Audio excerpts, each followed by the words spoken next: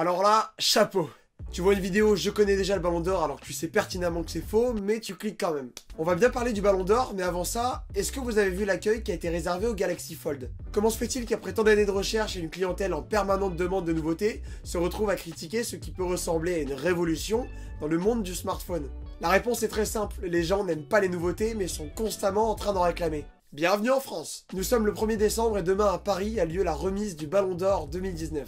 Il est évident que je ne sais pas encore qui sera l'heureux élu demain, en revanche, je peux peut-être te dire qui sera celui de l'an prochain. Et pour cause, de nombreux médias s'accordent à dire que l'arrivée d'un Ballon d'Or à chaque poste est imminente, et oui, enfin quelque chose de cohérent dans le football. Si je t'ai parlé du Galaxy Fold, c'est parce que beaucoup de personnes n'ont pas été contentes de voir une nouveauté débarquer, alors qu'ils en feront une évidence dans 10 ans. Avec le Ballon d'Or, c'est la même chose. Nombreux sont les footeux qui se sont plaints de cette potentielle nouveauté, alors que selon moi, ça en devient une nécessité. Le problème avec le Ballon d'Or, c'est qu'il n'a jamais été juste et ne le sera probablement jamais, même dans notre société où on prône de plus en plus l'équité.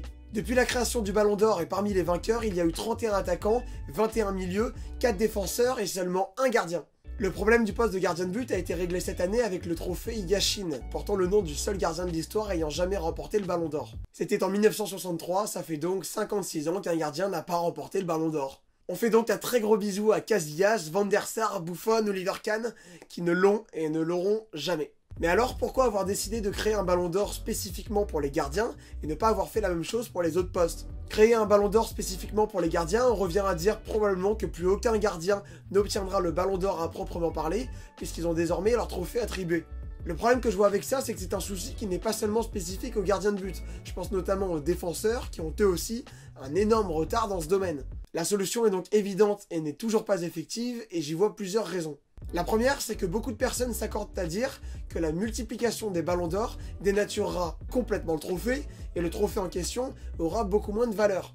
C'est une raison plutôt valable à première vue, mais qui perd vite de sa crédibilité quand on estime la valeur du ballon d'or au vu du fait que tous les joueurs n'ont pas la même chance de l'obtenir. La deuxième, c'est le football féminin. Si on part du principe qu'on va rendre le ballon d'or équitable sur les postes, je ne vois pas pourquoi on ne le rendrait pas équitable sur les sexes. Le problème, c'est que le ballon d'or féminin vient seulement d'être créé, et d'ailleurs, aucun trophée n'a été créé pour la meilleure gardienne de l'année. Il y a donc déjà un souci de cohérence. Créer un trophée par poste chez les filles en reviendrait donc pour la FIFA à changer déjà leur système de récompense dans le football féminin, et ça les rendrait donc nettement moins crédibles. Mais quitte à être moins crédible, autant être équitable une bonne fois pour toutes et en finir avec toute cette mascarade. Le ballon d'or titre de demain sera donc peut-être le dernier, et que ça soit Messi, Ronaldo ou Van Dijk, ça ne changera rien à ce problème d'équité. Et il est donc temps pour la FIFA de se bouger le derrière, et quitte à en décevoir beaucoup, il faudra bien mettre le pied à l'étrier. Il a fallu des couilles à Apple en 2016 pour retirer le port jack de l'iPhone, il en faudra à la FIFA pour initier ce changement. Mais les auront-ils? La réponse l'année prochaine. Merci à tous, c'était Raphaël Fork pour Salut les sportifs. Ciao!